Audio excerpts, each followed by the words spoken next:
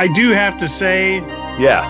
the things that are like supposed to be coming out of Deathlock's, like supposed to be like integrated into his body. Yeah. It's just attached to a black shirt, which you don't really see so much on TV, but when you see a close-up picture of it, it looks really cheesy. Yeah. Well, let's get into that. I agree. All right, let's do this thing. Welcome to the Nuff Said Podcast, episode 20. Yay! What, I'm the only one celebrating here? Come on, Jack. It's well, I was kind of waiting for the rest of it. That was your awkward pause. I am rambunctious Rob Southgate. With me is Jubilant Jack Wengroski. Hey, Jubilant Jack. So, yeah, this was some episode of Agents of S.H.I.E.L.D., a perfect gift for us on our 20th episode, don't you think? Oh, yeah. I mean, this is finally what we got from like a true Marvel character. Yeah. And I really think they're gearing up for the movie. I think this is... Oh, absolutely. This is a lead-in. Yeah. They're tying up the first season. They're getting us kind of ramped up. It's just like three things coming together all at once with the Winter Soldier, Captain America coming up in the, I think this weekend. This weekend, yeah. So this is the last episode of S.H.I.E.L.D. before Captain America. Next week will be the follow-up, and we'll see the residual effects of whatever happens in Captain America.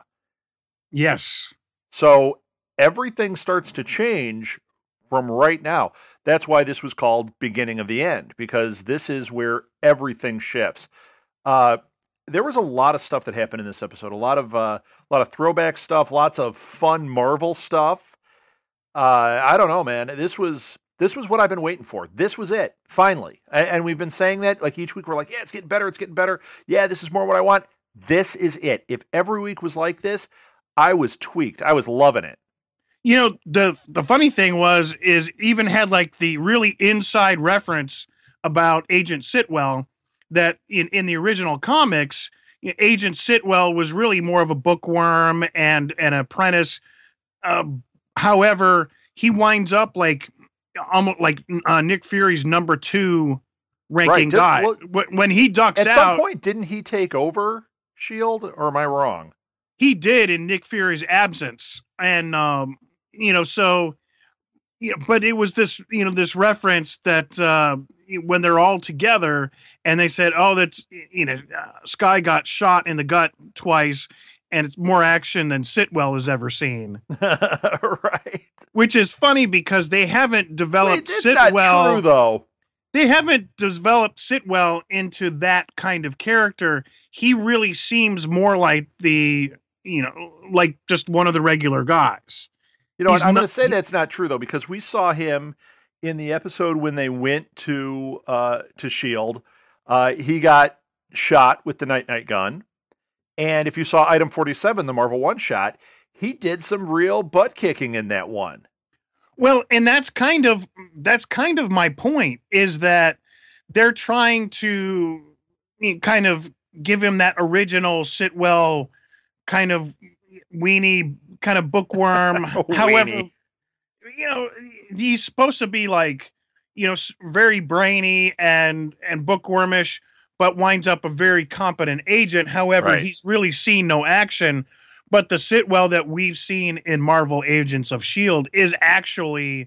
has seen some action and, is really at the top. So I don't know that it translates, but I thought it was interesting that they kind of gave a little shout out to the original Sitwell character. Yeah, which I agree. They were kind of defining him against the comics again. Right. And you wouldn't know what that reference meant from the show based on his character. You would only know what that reference was by the original comics. Right. Interesting. Yeah, it was. Well, and there was a great little reference by him when he was leaving. He got the call from S.H.I.E.L.D. and he said, I got to leave. I guess I got to go. I got a boat to catch.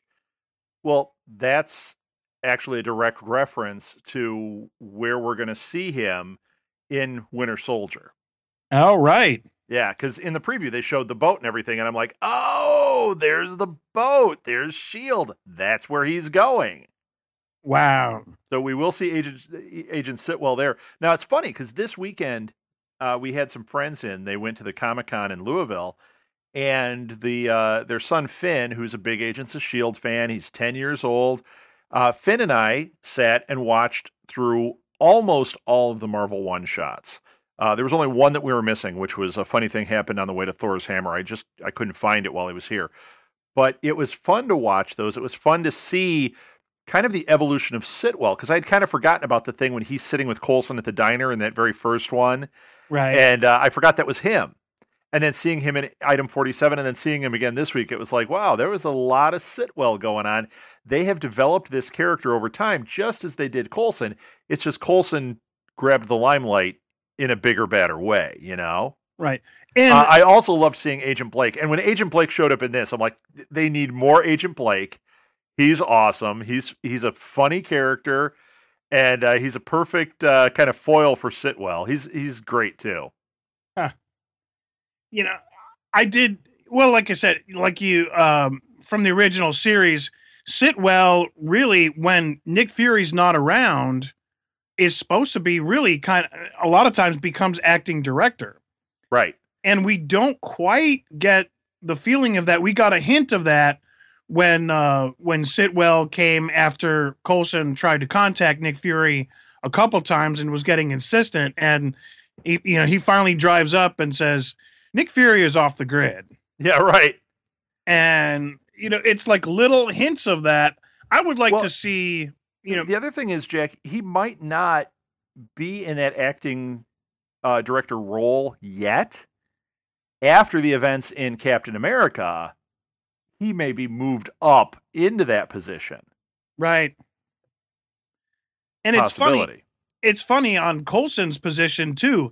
They still seem to like, oh, is Coulson like the rogue, like off the grid guy, or like he's getting that reputation where I think he's already earned it. Right. Yeah. Well, I think Coulson is definitely okay. So this goes back to what we were saying before. When we were talking, not today, but at another podcast, we were talking about the team. We were talking about them going off the grid. And like you just said with Coulson, I'm really thinking that Coulson being in charge of this team, given the bus, given Lola, all these things are adding up to it was a setup for him to be on this team that would go off the grid. They knew that things were going south. They knew things were going to happen, or Nick Fury did, and he set this up. I mean, I really do think that he's that much of a strategist that he knew, I'm going to put Coulson in the sky, and when everything goes to hell, I've got this guy who is going to think he's going rogue, but really he's doing what I need him to do to make this right. Right. Well, if you know that you've got something, a rogue agent or a leak, and we've found out on this one that it's more than a leak, more than a mole. I mean, we've got much more than that going on, and Coulson becomes the sniffer dog, the one that really pulls that out even before things have really gone. So things really don't get past Coulson. Coulson's become that magnet for almost a target. Yeah, right. Yeah. I'm getting you. I'm getting you on that. Well, and okay, let's talk about something else that happened here. We should probably kind of go through this because there was so many different things that were laid out here, a lot that went on. But I'm going to jump right to the end. So I was reading a review of the episode on AV Club, and the guy on there made a reference to, I want to make sure it was a guy and that I'm not being sexist here. It is! His name is Oliver. He made a reference to, we found out about Victoria Hand. She's been exposed, implying that she's actually the clairvoyant. Because when that whole thing went down, I was saying, I was watching it with Molly and Martha, my daughter and my wife. I was telling them that there's no way that's the clairvoyant. He's not talking. Yeah, I know he's talking to that thing and he's controlling it, but He just had this look on his face like he was scared. He didn't have a look on his face like, ha ha, I'm evil, I'm doing all this. Right. It didn't change. There was no indication Nothing. that this is the guy. And, the thing I really thought myself was, it was so similar to the text from the Deathlock that, this could have been the same kind of setup. But of course, Coulson comes to that same conclusion. Right. Well, so that's what I was saying. I thought of it while I was watching it. I was like, this is not adding up. And I thought they were going to let that fly and then come back to it in another episode. I'm so glad that Coulson figured that out and said, I don't think that was the clairvoyant. I think this was too easy. And Deathlock was definitely there to draw them right to that scene. Right. So what this Oliver guy was saying, Oliver Sabo was saying on, and I mean, this is how I interpreted what he was saying, because he said she was exposed. I think he's saying that Victoria Hand is the clairvoyant, that she's the upper level SHIELD agent who is getting the information and is the clairvoyant. Right. And, but I don't buy it.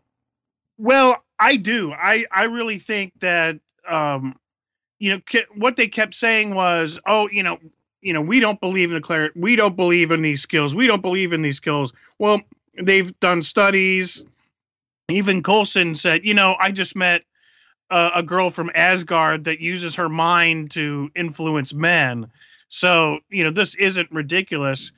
However, I was a little disappointed that it pointed to Victoria Hand. That it really. That's why I'm saying I don't think it was Victoria Hand. I think that if you watch how May was responding to everything, she's saying, "Wait a minute, you don't understand what's going on here." Okay, she kept saying that. She was not being manipulated by the clairvoyant. I really believe that she's still a good guy. Now, I thought she was reporting to Fury, and that may be the case, but I think she's reporting to Fury via Victoria Hand. I believe that, and I don't think she's the clairvoyant. I kind of believe they do. I would be a little disappointed because I was really, kind of hoping to see a character, because if it is Victoria Hand and that's where everything is pointing, that, it's too easy. There is no clairvoyance. There are no special superpowers, which pretty much destroys the whole premise of Marvel Agents of S.H.I.E.L.D. There are no superpowers. They're saying, there are all these superpowers, but not this one thing. And that's ridiculous. Right. And it is. And, they've kind of hammered this throughout the series. Oh, we don't believe in this. We don't believe in this. And conveniently, they found, it's not clairvoyance. The clairvoyant has been using the psych evaluation. The reason that they can't find the psych evaluation is because there is no record of, what Coulson's been doing since his life was saved or reconstructed. Right. Well, okay. Let's address that for a second. When Skye found that and brought it to Coulson, and Coulson, right away, they jumped on the whole May thing and they started piecing this together.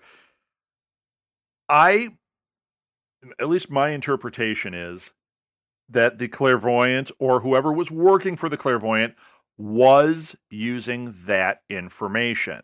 So I think Skye was right. Do I think that everything the clairvoyant has done has been, rooted in that? Well, I don't know.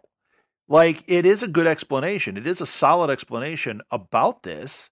It could be that this person they're calling the clairvoyant really is just following things, kind of like if you see the show Persons of Interest, where they were using everything, all the cameras and everything to monitor everything out there, and they're just using data to gather everything, much like Skye was doing in the beginning when she worked for the Red Tide. Right. Okay. So that could be it. And the clairvoyant maybe isn't clairvoyant. Maybe that's just a name they're giving this character. I'm okay with that, but I'm still not okay with them saying it doesn't exist, because they had Lorelei. Right. I mean, that's a psychic power. Psychic abilities. Yes. Right. So please. And let's keep in mind, even though the X-Men are not in this universe per se, They are. They are part of the Marvel Universe. There's so much here tied into all the aspects of the Marvel Universe. Professor X, that's what he is clairvoyant. Right. Main character in the Marvel Universe. So I'm if you're going to say, nope, anything that deals with that is just not here, it's just not happening, well, you know what? I think you're full of it. right. Especially since they're going to be showing Doctor Strange. That's going to be a movie eventually. Right. They've made a reference to him on here already. I mean, come on. Come on. I think it's like this Charlie Chaplin type plot writing that we're going to keep hearing this over and over and over, and then we're going to get to introduced to Doctor Strange or Doctor X or even though we've had all this proof, but like I say, I think it's a little shoddy plot writing. It's as much as see through as May coming downstairs to Fitz and Simmons and saying, if Coulson and Sky start acting a little strange, let me know right away. Right. I can help. Right. Okay. What's May been smoking and who is she working for? Yeah, right. Well, see, I think May has been I really believe that May, much like Ward, shot what he thought was the clairvoyant because he was manipulated. As he was totally manipulated. Right, he's that action guy. He's protecting. Yeah. Oh, he was totally manipulated. I think May was manipulated by Victoria Hand to say, hey, this is top priority. This is what Nick Fury wants. You are acting in the best interest in the agents of S.H.I.E.L.D. Well, yeah, okay, I got you there. I do think that that's the case. I don't think that she used some kind of psychic ability to do that. I think that it's just how it was. Whereas, now that we're saying that, I do think that the clairvoyant was working Ward and got him to do his bidding. Well, I think anybody could have done that. Victoria, if she is the clairvoyant, could have done the same thing with the psych profiles. I think they must be going somewhere with this because it's just too transparent. I feel like I agree. I think that was a setup where you're supposed to think that's what's going on, and that is not what's going on. Right. It's like she's a S.H.I.E.L.D. agent from the comics. Why would you're not flipping the script on every character in the Marvel Universe. Why would she be the one you do that on? Well, Victoria Hand started out as a villain in the comics. And then became, S.H.I.E.L.D. Then became S.H.I.E.L.D. So you're thinking they're going to flip the other way, maybe? It could be. I mean, Victoria, if they follow that, maybe she'll see the light. She was being manipulated by the clairvoyant. We thought it was her, and now she's a bona fide member of the team. Yes, I still don't think that. I don't think she's acting on behalf of the clairvoyant. I think she has nothing to do with the clairvoyant. I really don't. I think all she's doing is protecting S.H.I.E.L.D. and she is like uber S.H.I.E.L.D. I just don't think you order the whole team taken out when they've proved themselves, unless you're some total idiot, that is so blind. I think she's about as bad for S.H.I.E.L.D. as S.H.I.E.L.D. can be. Yeah, but if she was really that bad, if that wasn't coming from higher up, she wouldn't be in the position she's in any longer. Because they would know. Nick Fury absolutely knew what happened there. Kill the team, but save Coulson. He's mine. I mean, where does that fit in? Oh, when she said that? Yeah. I don't know. I think that's that's the wrong track for somebody that believes in S.H.I.E.L.D. Okay. And it takes me back to the last show where the biggest enemy to the agents of S.H.I.E.L.D. are the agents of S.H.I.E.L.D. Right. And that part I'm getting a little tired of, to be honest. Okay. I was excited. I'm very excited about, really everything about the episode until the very end when I started to realize, they've hit each other more than they've hit anything else. Right. And okay, let's address that. I'll tell you why I think that's what's been going on. Because in the beginning, we were getting a lot more stuff about Centipede. We were getting led towards AIM, towards Hydra. I mean, there was a lot of stuff kind of coming to the surface. Then it seemed to stop and it all became S.H.I.E.L.D's the enemy. Shield's the enemy of itself. Right. I'm telling you, my gut instinct, without having seen it yet, is that is playing into this Captain America movie, because in this movie, I think Shield is going to blow apart. I think that's why we're going to see Coulson's team become rogue. I think the whole thing is just going to like implode on itself for a while. Right. I would not be surprised if Nick Fury dies in Captain America.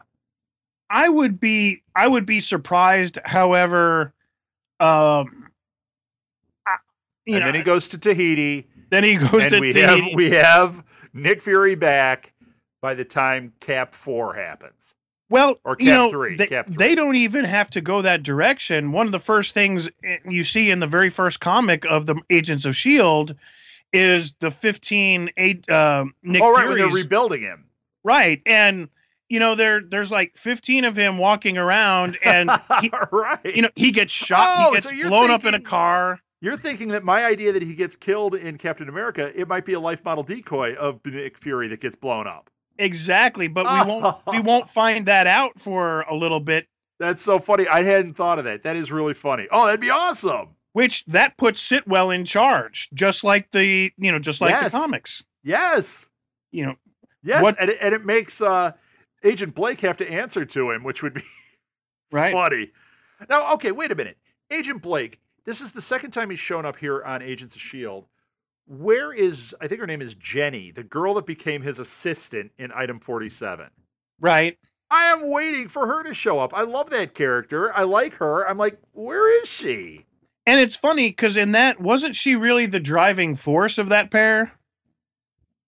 What do you mean? I thought they were both equally invested in that. The guy and her?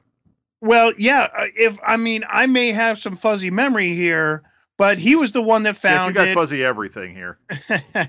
Why did I know you're going to go there yet again? It's the Southgate curse. That's right. That's what she said. That's my catchphrase. And no, it's an exaggeration, but right. To get back to that, on Item 47, he found it. He puts the alien weapon back together. That's not so nobody's been able to do. Right. He's the guy that figures it out, which is why S.H.I.E.L.D. hires him at the end to do that, to back engineer alien technology. Right. But if I recall, she was the driving force and say, hey, you've got this thing. Let's take it to the bank and start using it.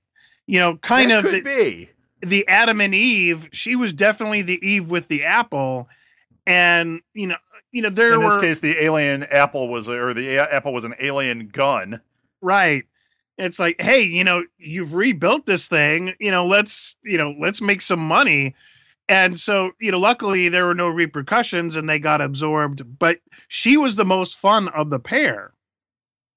She was the one that got the plot going and made the interest. Sure. But yet he's the one that kind of carried through. I agree with you, though. I would like to see her because she was fun. She was. Well, you know what? We've seen these characters popping up. I would not be surprised. I will actually be disappointed if at some point we don't see her pop up. Right. Because I think it's too good a character. It was fun to watch those Marvel one-shots again. We didn't get to talk about this on the Podcasters Assemble podcast, but one of the guys on there, I think it was Daniel from Level 7, hated the Mandarin one-shot that's on Thor, The Dark World. Hated it.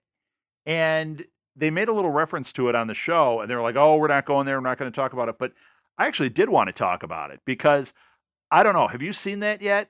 Hail the King? I did, yes. Okay. Surprise. My thoughts on it will not change, but I want to hear what your thoughts are. What did you think of that?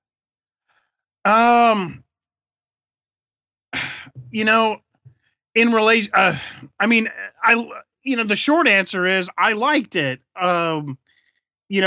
I think that if they developed him into the Mandarin, I think that would be a great thing.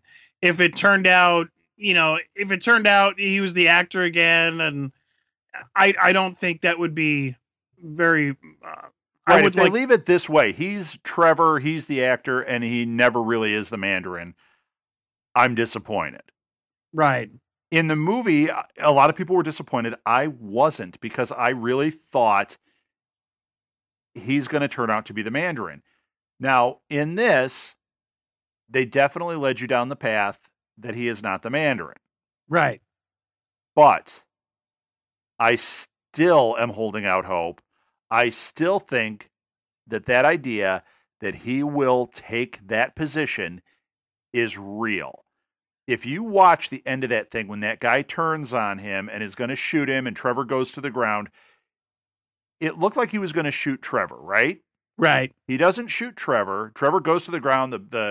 His bodyguard jumps on him. The guy starts shooting, blah, blah, blah. Everybody in the room gets killed except for the, I'm doing air quotes, reporter and Trevor, right?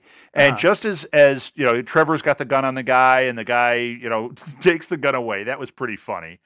For that moment there, he acted like he was the Mandarin. And then the guy took the gun away and he was like, oh, I'm an actor again. If that guy was there, if he honestly was going to kill Trevor, he would have done it there. Instead, he says, "No, we're extracting him. We're going to take him and we're going to do whatever." Yeah, we're going to take you to meet the Mandarin, is basically what he said. The man whose name you stole wants to meet you. Okay, if he was about to shoot him, why wouldn't he? That tells me he had no intention of shooting Trevor ever at any point. Right. So what is going on? And the Mandarin says the Mandarin wants to meet him. Well, in Iron Man 3, Guy Pearce is supposedly the Mandarin, but we knew he really is not. So there's a real Mandarin who's going to meet with Trevor, and Trevor is going to become the Mandarin. My guess is that guy's dying. You were excellent playing the Mandarin. Now you are the Mandarin. Yeah, that would be interesting to see if they could, how you would transfer that personality, because Trevor is so different. I mean, I think it was. Yeah, but when he flipped there and he pulled the gun on the guy, I thought his new persona, the real persona, was coming through. Right. And then when the guy did it, he was like, "Oh, goofy actor again." No, I'm starting to think that for this guy, I mean, let's face it, we're assuming that Trevor is sane, but that might be a wrong assumption here. Trevor might be bipolar. Trevor, well, I think he is. Trevor also might have multiple personalities, or schizophrenic. He may be Trevor on one level, and then they're going to unlock, you are the Mandarin. This is what is going on. Well, I don't know if you've ever watched American Dad, but there is an episode. What's with the American Dad reference? Okay, I want to hear this. Okay, well, on the Roger, the alien. Yes. At one point, he's going around, and one of his characters is almost a Jimmy Stewart. He almost kind of talk like Jimmy Stewart, and everything's good, everything's great. Golly gee, I've got a grand girl. I'm gonna get married, and there's this guy that starts ruining his life because he took his glove or whatever item it was, and some innocuous thing. Okay, some innocuous thing. Much like American Dad usually does, but we get to the very end. And, so Roger has decided he's going to ruin this guy's life. Gets his, he's a librarian. He loses his job. So Roger goes like all out on this guy, ruins his life, takes away everything, comes to find out that he's just another personality of Roger. So now it's the same thing I was saying. So Mandarin might be another personality of Trevor's. And the Mandarin personality is looking for Trevor and saying, you know what, come back in. We're going to be... Ooh, kind of like Fight Club. Exactly. He doesn't know that the other guy is real. Oh, that would be cool. Oh, do you think they'll ever get to this, or do you think they did this one shot and that'll be it? I don't think so. I think they set it up that there's more to the story, and I think we're going to see that story play out. Right. Well, I don't think you get that kind of actor that's a world-class actor Right. and not do something with it. Right. Especially when he does that amazing voice that he does. I love that. When they made him do it in the movie, come on, Trevor, come on, do it. You'll never see me coming. I love that. Oh, absolutely. It's ridiculous, but I walk around talking in that voice and saying that line all the time now. I didn't say it's good. It's not a good impression, but it's an impression I do all the time now. Yeah, I just, and the great thing was I didn't even realize it was him. It was like Ben Kingsley is, to me, I already thought he was a world-class actor, but this just for me was amazing. Yeah. Yeah. But yeah, I totally love it. So, well, good. So we both liked the short. It's just, it's flawed because it's not definitive, but like the music was cool, the styling was cool, the acting was good. I enjoyed it. It was a little flawed, but you know what? Who cares? We're all along for this ride, right? Well, absolutely. And so there we go. This episode, when we get to it, really had to bring in all sorts of disparate things. The infighting, the agents of S.H.I.E.L.D. are just an inner dang mess. There's really nothing cohesive about this as a unit, as big and advanced and powerful as they are. They keep shooting at each other, and right. Well, and you know what? I'm ready. You're right, Jack. Let's see S.H.I.E.L.D. implode and restructure, and let's get on with AIM and Hydra. Let's let the 10 rings come in. I mean, all of it. I want it all to start creeping in here, and not just be S.H.I.E.L.D. fighting S.H.I.E.L.D. Right. I think a lot of that, like you said, is gearing up for the movie, because the movie is all based on a dirty agent, a dirty universe within the Agents of S.H.I.E.L.D. Right. That something has gone fundamentally wrong within the system. Right. But this also is starting to tie in. Skye finally becomes an agent. And of course, we didn't talk about that. That was awesome. I'm happy she's an agent. I know, and it was a little quick. It was a little, like, hey, you've been on for a while. You're an agent. It was a little of that, but you know what? Who cares? Let's get it over with. She's an agent. And I know this is like the 15-year-old in me, but they flipped open that wallet with the badge in there, and the first thing I thought was, I want one. I know. I didn't want it for myself. I wanted to get one for Molly. I was like, oh, I'm so getting you one of those as soon as I see one. Yeah, when you buy them for your kid, you're really buying them for yourself. I know. You mean like all the Lego that we keep buying? Exactly. Like my when I see our friends and they're like, we're gonna give away Lego, like, my kid's not playing with it, we're gonna give it away. I'm like, give it to us, because I will play with it till the day I die. Exactly. I bought these for Molly, honey, but right. My sister's brother-in-law, he bought, way back when, bought all the Star Wars toys. And of course, they stood on a shelf like 12 feet up where nobody could get to them. And, one of these days they're going to be worth something. And we all kind of laughed at them. However, I think a lot of those things are probably worth something right now. Not worth a lot. I've been selling a lot of mine. I'm that guy. I have a garage full of toys. I've been selling them on eBay. It's funny because I've got tons of unopened Star Wars and just all this stuff, and a lot of it doesn't really sell for very much. But then you get a gem. Like I sold today Homer Simpson in his radioactive suit from the power plant. Right. $70. I'm like, whoa, I paid $5 for that. Okay, that was cool. But most of them, you end up either taking a loss or you just make what you paid for it. Well, that's better than nothing. You know what? You're right. That's why I'm selling it. I'm actually selling it to try to keep this whole thing afloat because somebody's got to pay to keep the lights on with this network. That's You know? true. Speaking of old collections, I've got my Electra Assassin, and that has it has grown maybe to a whole $30 in value. But the Hey. but the big part of that is that's where the series that introduced Agent Garrett, Yes. and his character. Wow, I mean, it really he's become really out of everything. I think he's my favorite agent. You know what? I'm with you. Tonight.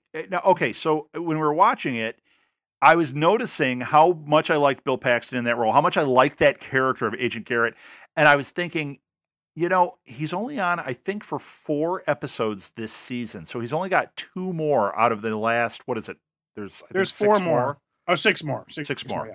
So 2 more with him. I'm really hoping they bring him back and that he becomes, even if he's not a regular, he's a character that pops up in, say half the episodes. Right. He's awesome. I love him. I love the whole thing, how he has the history with Ward. I think he has some of the best lines in the show.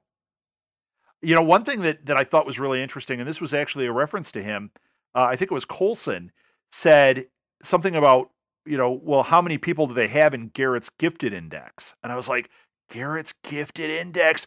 Who's in there? What characters are we going to find? That to me seems super cool. If they came out with the Agent Garrett show, I would, at this point, if they don't stop fighting each other, I would jump ship almost at this point. Except this episode really kind of. No, this is the direction it's going now. I'm down with this. I am too. I really am. The other thing is, Jack, I think you could be right because Bill Paxton's a big name. What if they develop him into, once again, a Netflix series? You do a limited run, one story, Agent Garrett, maybe do that Electra series thing. Or just the gifted index, I mean, gifted index. Oh yeah, do like a Agent Garrett's gifted index. Yeah. I mean, I would be totally down with that. Oh, my fanboy just got tweaked. That's awesome. Hey, did you catch, there was a reference in here. Did you catch the reference to Department H? Yes. I don't know. Do you know what Department H is? I don't. I've read a little bit about it, but I really don't know much about it. Okay, this is so funny because if you had asked me 6 months ago, I didn't really know what Department H is because the series of books that it works with, I never really read until about 6 months ago. And I really like these books. And I mean, to the point that I'm like, please either make a movie or make a series out of these guys. Department H is part of the Canadian government, and they actually oversee and monitor Alpha Flight, which are the Canadian superheroes. Okay. Which I love. Huh. I'm like, this is the sweetest. To see Sasquatch on a show, see the shaman. That's actually, Wolverine was part of that because he was Canadian. Take off, eh? Yeah, so they can't really do anything with that, but they can do all those other characters, I have a feeling. I mean, if you could do an Alpha Flight story, the Guardian is awesome. I would love that. And maybe Agents of S.H.I.E.L.D. is how you introduce that. They're global. Maybe they meet up with Department H to deal with a certain thing, and you find out about the Sasquatch and the Guardian, and you're like, whoa, who are these guys? Because most people don't even know who these heroes are. Right. And they're pretty awesome. So there you go. That was where my fanboy got really tweaked. I was like, oh, as soon as I heard Department H, my mind started spinning like, I want to see these guys. Okay, and speaking of, I think we started to talk about Deathlock a little, before we started the show. Oh yeah, Deathlock. And almost forgot he was in it. Yeah, well, that was like the big reveal. In fact, we see the process. That he's we're not going to he's not going to be able to release from this. These things kind of integrate into his body, and there's no going back. Right. Well, that's the story of Deathlock, you know. And in the comics, Deathlock was essentially a bad guy because he was being manipulated, and then at some point he regained control of himself. So right now, people are interpreting him to be a bad guy. And in fact, once again, we were talking about it when we were watching it tonight, and they were saying, man, you know, he was such a good guy in the beginning with his son. Now he's just fully embraced the bad side. And I'm like, he hasn't. He has no choice. Right. Because And he's losing himself in there, kind of like RoboCop. You know how RoboCop was not there for a while, and then as the memories started to be reawakened and he started to gain control at the end of RoboCop, spoiler for a movie from, 30 years ago, but he took control again and he started to become Murphy. That's what happens with Deathlock. right. Well, where was I going with that? Well, what you were talking about earlier was, I'm sorry, I'm like filibustering tonight. I think I had too much caffeine.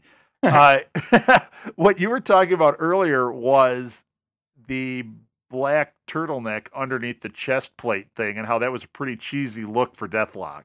Yeah, they could have done a little something, even just to show the skin underneath or something other than it looks like a bunch of plastic pads. It Now, does. yeah, Like just like a really cheap football uniform. exactly. Like they've spent all this money with the integrated arm and the legs and that is really cool, but it's like a third grade art project on his chest. Third grade art project. It is. It's so bad. But you know what? The Deathlock stuff is more inside. So like the leg, that plate that's in his face, all that stuff is internal. Now, you saw that on his head. You saw that like scar and you could see the silver underneath. Right.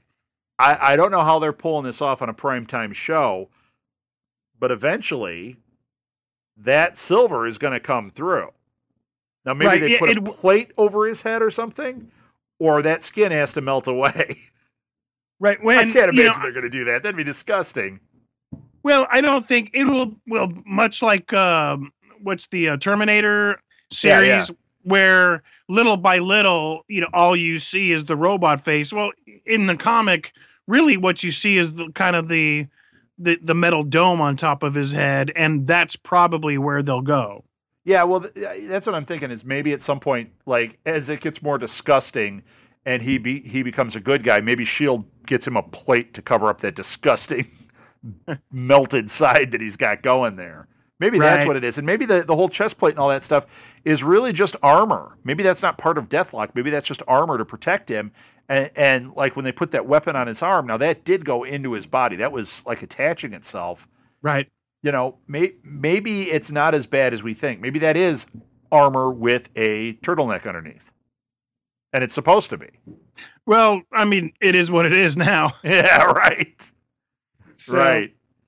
I did like when that scene with him and Agent Blake, just before he kicked Blake's guts in. I liked when Blake reached out to him because, I know Coulson would do that, but I love that Blake did too, where he's like, look, you are Mike Peterson. Right. All this stuff going on really doesn't matter because we know you're a good guy. We know about you and your son and all that. I thought that was a really interesting moment. I think that's the seeds of what's going to bring him back from the edge here. Once they can crack this clairvoyance thing and get it so that, he's not in fear of his brain blowing up. Right. Well, we followed the first agent that got the eyeball, and the moment that she was cut off, I mean, she was ruthless with everybody. Yeah. The moment that they cut that, from the system, she went right back to normal. She went, kind of underground back in the Shield system. Yeah, where's she? She hasn't resurfaced yet, has she? No, she hasn't. And she's got to. She's got to, and that may be part of the Deathlock, when they start really going after him. Yeah. She's the first one I would go to and say, how do we combat this eye thing? Because if we beat that, we get Michael back. Right. You know, And you know what? Maybe they don't. Maybe this season ends with Deathlock being bad guy, and we don't see until next year that he starts to change. right. But And he's a legitimate hero in the Marvel Universe. We've got a legitimate hero on this show, aside from all these fun Shield characters. right. And that's pretty cool. Yeah, we just got to wait until they kind of get to that part. Much like, Victoria Hand, where, when is she become, one of the angels again? Right. Are they going to do it within, a couple episodes and say, "Oh, just kidding, she's good again." Or are they going to I still think she's not bad. I think that they were leading us down that path. I just don't. I just really don't think that she's going to be bad. I know you do. We'll just have to see who's right, but I really don't think that's the case. And it still leaves the door open for Stan Lee to be the clairvoyant. Yeah, it does. I know. I'm going to hold on to that. We've been hoping for that. There's still hope that it was something a little less cheesy than Victoria Hand, right. who's just been annoying me like the entire time because she has seemed to. It was easy to see that everything that she was doing was kind of undermining, and at the very end it was the wink and, "Oh, I told you so, Coulson would be all right." No, you left Ward and Fitz on their own. Yeah, to die. Die. It's no, don't come back and say, "Well, I knew they'd be okay. They're in Coulson's team." No, it all worked out, and you're Victoria Hand. Died. And I don't like you. I don't like Victoria Hand. But you know why? She likes to have upper hand, Jack. So, okay, let's talk about stuff that's coming up. So we go into a series now called Uprising, and this is going to be following the events in Captain America. It looked like just tons of action, tons of stuff going on. I really think they're heading the right direction. I know that they're saying that this final 7, starting with tonight, changes everything. It's a game changer for S.H.I.E.L.D., and it really is setting the story in motion that we will see in a second season, given that they give them one. Okay. So we've got multiple people that were announced this week that are going to be showing up in these 7 weeks. We've got Garrett, obviously. Right. Obviously Deathlock. Like the characters we've seen, yeah, here they are. But now they have cast the cellist. Right. We're going to see her. We're going to see her in about 2 weeks, according to the news. Yes. They have Patrick Brennan is playing Blackout, who is a villain. So that'll be fun. Right. I think Blackout is actually going to be a very important character in this world. Whereas in the comics, he's not. He's kind of a, C-list type villain. In this, I think he's going to end up being a big baddie. Maybe not right away. He'll seem like it, but I think that over time, that's going to be a character, because of what his powers are, they're easy to do on TV and be really effective. I think he's going to be important. There's a new agent, Eric Koenig, and that we know nothing about this character, but it's Patton Oswalt playing him. And Patton Oswalt's a big geek. I think that he's probably like cheesing over this, like, this is the greatest thing ever. And there's no way. Why would you waste having Patton Oswalt, who's so into it, be just some nobody agent? Give him something to do. So I'm hoping that. And then Adrian Pastar is going to be on as Glenn Talbot, which we talked about before. He's a villain from the Hulk universe. He's a Hulk hunter. Okay. So I think we're leading into a Hulk-ish storyline, a Gamma-infected storyline towards the end of the season. Maybe that's our cliffhanger. Yeah, it could be. We start to see Red She-Hulk start to form. Like, whoa, what's going on? And I mean, that could be it. I think they have to kind of clean their own house first. Once you get past the movie, I think that's going to go away. Right. I think we're like Coulson and Skye. I think I don't know when they're going to resolve the Skye thing. I think right now it what seems do you mean very... that she's a 084? Yeah. No, they're not going to do that this season. We're just going to know that, and it's going to leave it. There's no way they're going to resolve that this season. Right. She's going to be a hero. She's going to be like somebody posted they thought she turns into Dazzler. I think that's kind of ridiculous. I don't think that's the case, but she could be some character eventually that we are familiar with.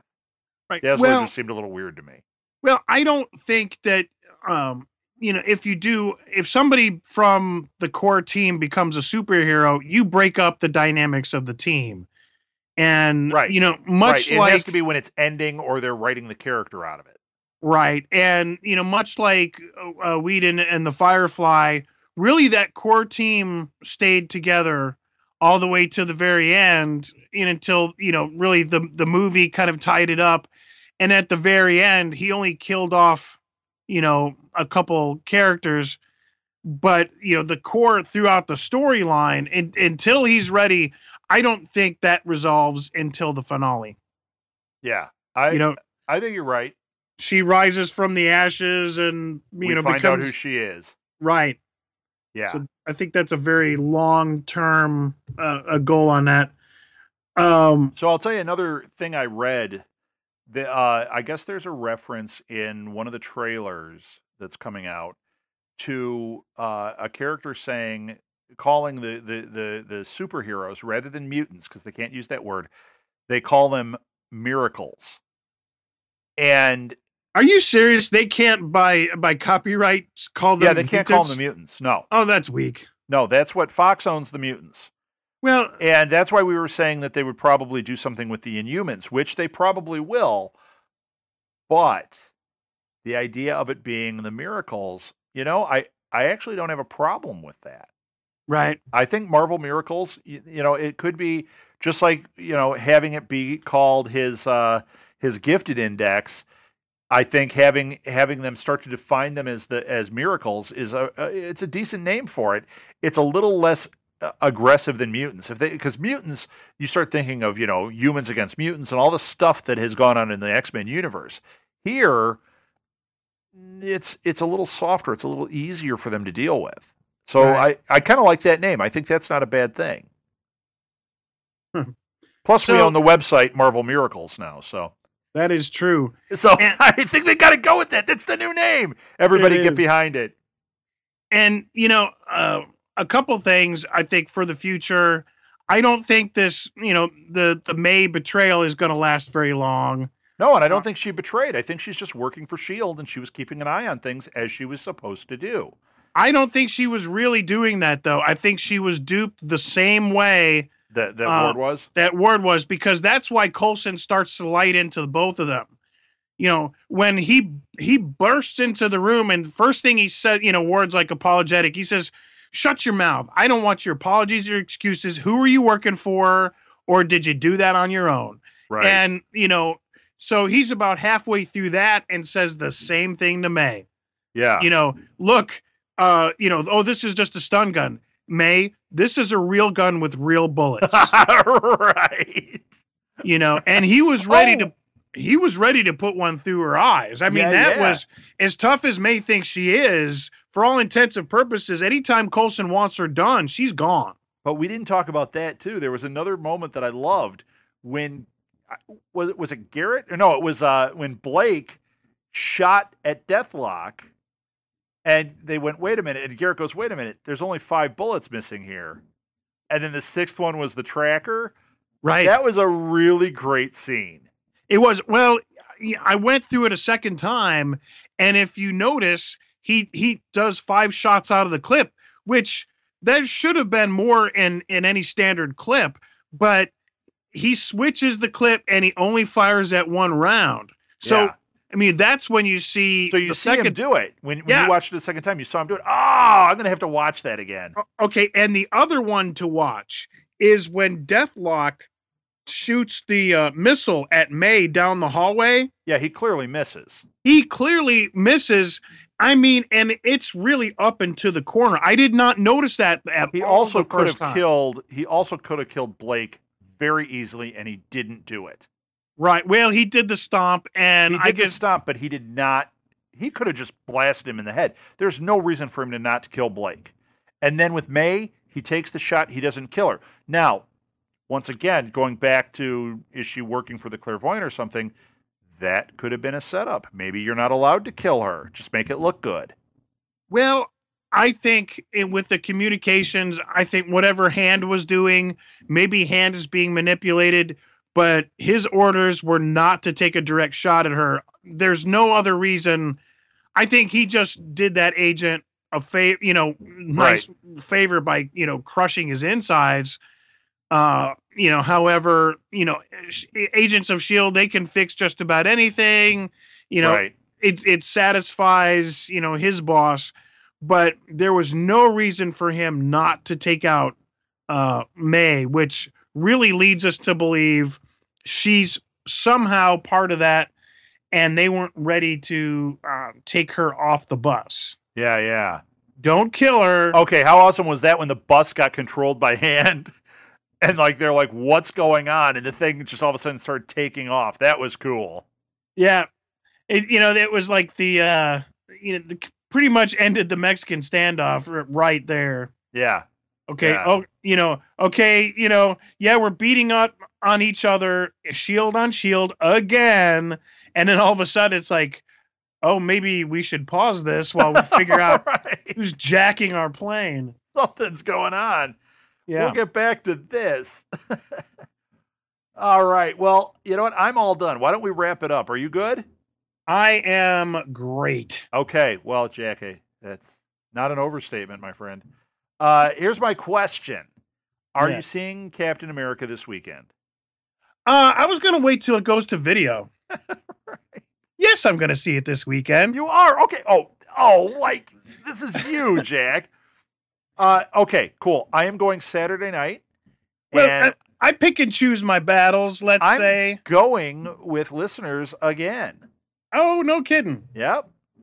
So Edward has invited me to go Saturday night, and absolutely, he and some other listeners are going to be there, and we are going to see Captain America, and I am so excited.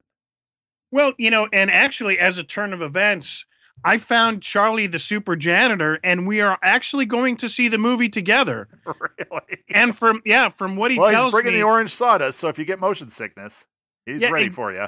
Exactly. And from what he tells me, the end is like there's going to be a huge cleanup. He's talking about you, Jack. That's what she said. Yeah. Woo! Yeah. All right. Well, okay. So next week we can talk Captain America, and obviously we will be talking about the uprising on Agents of S.H.I.E.L.D. So that's it. Find us on Facebook. Find us on Twitter. R. Southgate. For me, Jack, you're at J. Wengroski. WENGROSKY. Yes. You can also find us on Instagram. We have an Instagram now that's just Nuff Said Podcast. And you can go to our website, which is www.southgatemediagroup.com. And you can find all the past episodes and find our other 26 different podcasts, which is actually going to grow to 27, maybe 28 by the time this posts, even. Really? Yeah, well, I don't know if it'll be quite that, but it might not be quite that fast, but by next week, yeah, that's what's happening. You can email us, which we would love to get some email. You can email us at nuffsaidpodcast@gmail.com. And our Twitter for the show is @nuffsaidpodcast. So please send us emails, get in communication with us, write to us on Facebook, tweet us, all these things. Let's get a conversation going, because right now there's not much of a conversation. It seems to be kind of one way, but it's like we meet people in person that tell us about it, but we're not getting any communication through our email or from our Twitter. So please reach out to us that way, and we'll talk about it on the show. Faux show. That's it for the Nuff Said Podcast. I am rambunctious Rob Southgate. I am jubilant Jack Wengroski. All right, everybody. That's it for another week. We will talk next week. Make sure you see the Winter Soldier, because we're going to spoil the heck out of it next time. Until then, Nuff said. Nuff said. If you would like to donate to help pay for this and other Southgate Media Group podcasts, simply go to our website, southgatemediagroup.com, and click on the donate button. It can be as little as $1 or, well, as much as you want. Help keep this fun going by supporting this and our other shows.